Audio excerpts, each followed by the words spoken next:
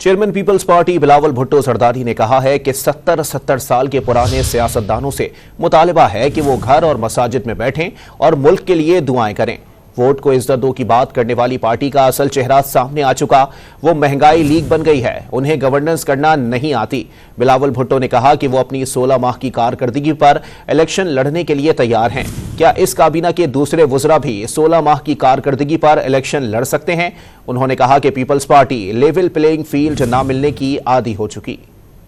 یہ 70 سال کے سیاستدان سے ہمارا مطالبہ ہے اب کہ گھر بیٹھے، مسجد میں بیٹھے دعا کرے ملک کے لیے۔ کسی کو آپ نے اگر دوسری دفعہ وزیر اعظم بنانے کے بجائے یا چوتھا دفعہ وزیر اعظم بنانے کے بجائے کہ ہم پاکستان کا نوجوان نسل کے لیے راستہ بنائیں تاکہ ہم اس ملک کی نمائندگی کر سکیں، جو اپنے آپ کو ووٹ کی عزت کے نمائندے قرار دیے تھے، اب اصل چہرہ عوام کے سامنے آ گیا ہے۔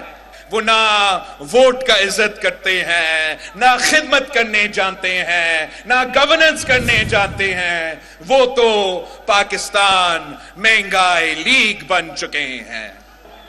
میں اپنا 16 مہینہ کا کارکردگی پہ نہ صرف فخر کرتا ہوں مگر اس پہ الیکشن لڑنے کے لیے تیار ہوں۔ جو میرے ساتھ اسی کابینہ میں بیٹھتے تھے ان سے آپ پوچھے کہ کیا وہ اپنا 16 مہینہ کے کارکردگی پہ الیکشن لڑنے کے لیے تیار ہے؟